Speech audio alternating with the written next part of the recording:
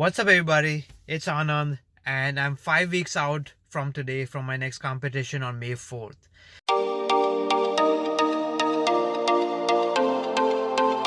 I just had a look at my training program for the week that my coach sent me, and I was surprised to see there's an exercise that he put in for today. But considering that today is April 1st, I can't take it too seriously.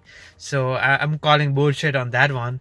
But I'm excited for the meets, specifically. It's like 5 weeks away, so there's not much time left. My training is going really well. One change that I made over the last week was I actually deleted all of my social media apps from my phone, and that's the reason why I haven't been posting on Instagram. So usually I tell you guys to follow me on Instagram, but for now at least I'm taking a break from social media, and it's really helped me in terms of using my phone less, because I like a lot of people, and I know I'm not the only one, but I was so addicted to using my phone all the time and checking my messages and Instagram and all of that. So I just got rid of it, and I found that I've been sleeping a lot better, which is great for your recovery. So I've been doing that, along with I also switch off my phone at night at least an hour before bed, and I keep it off all throughout the night.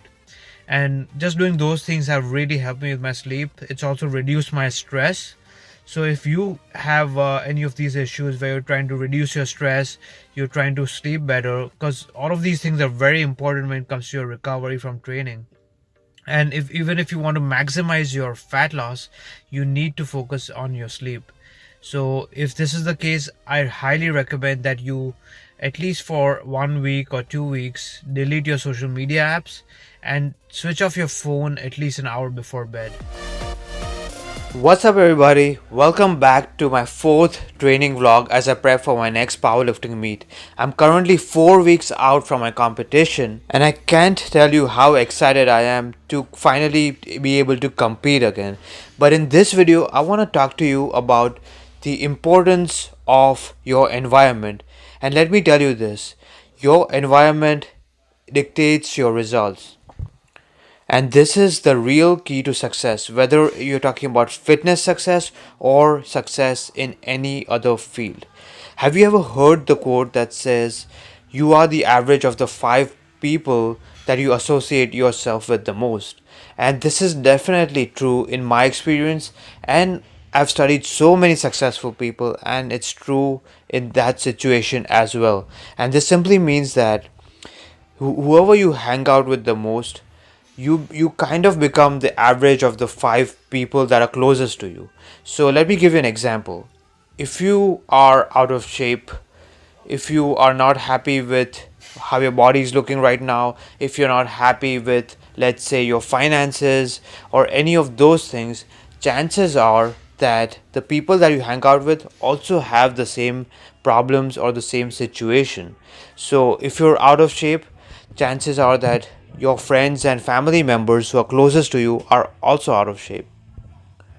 Now, here at Underdog Strength, we are not about the averages, right? We want to be better than average, because most people settle for an average life, an average body, an average money situation. But we want to be above average. But sometimes being average can be a good thing, and let me explain what I mean. What I mean is, you can change your average by, so for example, if you start hanging out with people who are way more successful than you, then you become the average of those people. So in this case, being average can actually be a good thing. And in the last few years, this is the number one change I've made in my life, and that is, I started to associate myself with people who are way more successful than I am. And at the same time, I know this sounds pretty terrible, but you have to get rid of the people who are holding you back. Because you may have heard of the phrase that says crabs in a bucket, but do you really know what that means? I recently read a book called Man Up by Bedros Keuilian, who I've actually had the opportunity to meet a couple of months ago. And in this book, he gives the example of crabs. And if you look at a fisherman who catches crabs near the water, they usually put the crabs in a bucket. But you may or may not have noticed that they usually don't put a lid on that bucket of crabs. And one time a person was walking by the fisherman, and the person was like, "Hey, why don't you put some lid on that bucket? Otherwise, the crab's gonna escape from your bucket." And the fisherman just laughed it off, and he said, just watch, they aren't gonna escape. And the reason for this is, the if even if one crab has the opportunity to escape from that bucket and he tries to do so, the other crabs are actually not gonna allow him to escape. They're actually gonna pull him down. So it's like that crab mentality applies to humans as well, because most people don't want to change in their lives, and most people want to, instead of changing themselves, they want to bring other people down. It's just human nature. So, and this has to do a lot with a lot of things. I'm not blaming anyone, it's just normal psychology. But anytime that you try to make a change, people are gonna feel pressured because they don't want to change, so they're gonna try to bring you down. Whereas if you hang out with people who are more successful than you, then they're gonna help bring you up actually. So let me give you an example when it comes to fitness and what I've done. If you are out of shape, and if you start hanging out with people who are in extremely good shape, let's say you join an all bodybuilding gym, all powerlifting gym, or heck, even a CrossFit gym, what's going to happen to you? If everyone around you is extremely fit and healthy, then automatically you're also going to start acting that way. And this is a great thing. On the other hand, if you hang out at most, let's say, commercial gyms, and I'm definitely not a fan of going to commercial gyms, because it's not just about the equipment, because a lot of the exercises that we do can pretty much be done anywhere, because we're just mainly using barbells and dumbbells and body weight exercises. But it's not about the equipment, although equipment matters. It's about the environment and what kind of people work out there. If you go to a commercial gym, most people are lazy and not dedicated. They don't follow a particular program. They sign up at gyms during January 1st or something like that, and then they never go to the gym. So if you work out at places like that, then what kind of results are you gonna get? And I used to be so out of shape. Growing up, I was extremely weak. I was probably one of the weakest people ever, and I was extremely fat. So I was morbidly obese, and even as a teenager, I weighed almost 300 pounds. And a lot of this had to do with my environment, because none of the people I knew were really fit, active, knew how to eat healthy, things like that. So what I did was, I always tried to associate myself with other people who were either where I wanted to be or were well ahead of me. And I was actually living back in India back then, so I didn't have a lot of opportunities to surround myself physically with a lot of people. But then, thanks to the internet, that also gave me the opportunity to connect with other like-minded people. In fact, the fact that you're watching this video right now is also a way of you associating with me, and hopefully my mindset and what I'm showing you right now on the videos is gonna affect you in a positive way. So that's one way to do it, but ultimately the best way to improve your situation is to actually physically surround yourself and improve your environment, because there's a quote that says proximity is power, and I 100% agree with this. So when my goal was to become the strongest version of myself, I knew that I had to stop training at commercial gyms, and I knew I had to find a real gym. So when I got the opportunity, I remember the first time I visited a real gym, which was actually Boss Barbell in Mountain View, California. And if you don't know, this gym is actually owned by Dan Green, who is one of the strongest people of all time. And I remember going to the gym for the first time, and after seeing a lot of the lifters over there, and I was actually the weakest person over there when I joined the gym, because before that I used to go to a commercial gym like I think it was called Bally Total Fitness, and I was squatting like two plates, that's 225 pounds, and I thought I was pretty strong. But then when I got to this gym, two plates was not even a warm up for most people. It is super light, because at this gym people were squatting like 6, 7, 800 pounds. So that changes your perspective quite a bit, because it shows you what's possible. And this may not be your goal, but just the fact that you associate yourself with these people who are way stronger than you, way fitter than you, and the mindset that and the dedication that you need to achieve those goals, it really rubs off on you. So if in your life, if you're not where you want to be, whether it's your fitness, your business, anything like that, then you gotta check your environment and try to change your environment. It doesn't have to change overnight, but try to associate with people who are better off than you, because they're gonna ultimately bring you up. And try to remove those people from your life that are bringing you down. Identify the crabs in your life and try to eliminate those people one by one. And if you do this consistently, within 1 year your life will look so different that you won't even believe it.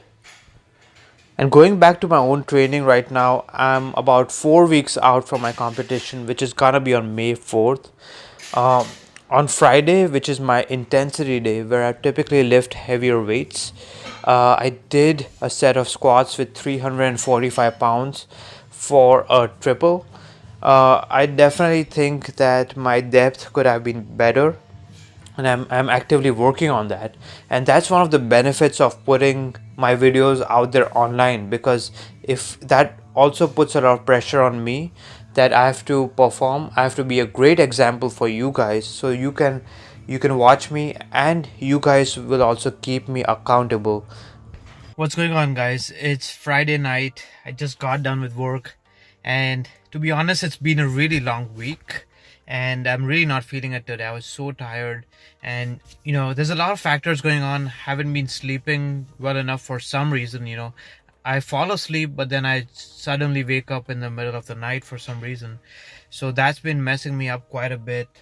But I really wasn't feeling it, but in spite of that, I'm still at the gym, because that's just what you do, right? My competition is coming up in 4 weeks, and I really want this bad, and I want to show you guys exactly the kind of mindset it takes to achieve your goals. And I'm not perfect myself. There's a lot of things in my life that I really need to improve on, but what I found that is through my training, the lessons that you learn in the gym, it's like you put in the work, you put in the reps, right? You do your workouts whether you feel like it or not. That carries over to other areas of your life, and this is extremely important. So I'm still at the gym even though I'm not feeling it. I'm really tired, but I'm gonna give it my best. Let's see how it goes. Hopefully once I start warming up, things are gonna feel better. But even if they don't, I'll still be happy and satisfied that I put in work today. So I'm about to squat 345 pounds today for a triple, and then I'm gonna do some bench press and some deadlifts. After squats, I tried an exercise that I haven't done for a long time, and that is a feet up bench press.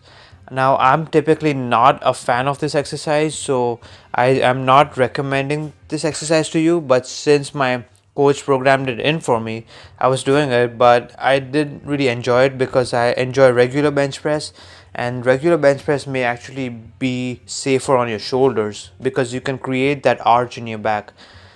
And then after doing the feet up bench press, as you see over here, I did a set of deadlifts. I did 375 for 5, and if you saw my last training vlog, I actually missed this weight because I wasn't feeling it that day. My technique was pretty bad.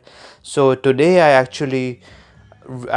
narrowed my stance a little bit, and this felt way better. I still need to do a better job at keeping my knees out while I'm doing this, but it felt so much easier. Not only did I get 2 more reps than last week, but this actually felt like an RPE. I would say 7.5 or so. So I could have done 2 to 3 more reps, and I was extremely happy with that. My body weight is still about 160 pounds, which is just under my weight class of 163 pounds. And by the way, if you want to become lean and strong, then make sure to hit the subscribe button down below, because who would you rather learn from? Someone who's never done these things themselves, or someone who practices what they preach?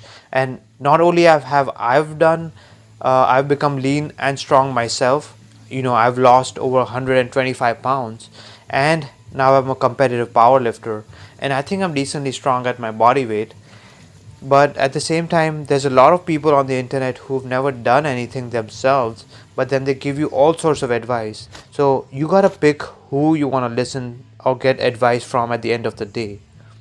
So make sure to hit that subscribe button down below. And I'm also taking up a few training clients right now. So if you're interested in online coaching, then make sure to send me an email at anand@underdogstrength.com, the link to which is also in the description below. But your homework for this video is to really evaluate your environment. See who are the people, who are the crabs in your life, and see how you can eliminate those people who are bringing you down in life, and try to add at least 1 to 2 people in your life that will actually bring you up instead of bringing you down. And that is the real key, or the real shortcut to success. Thank you so much for watching, and stay strong.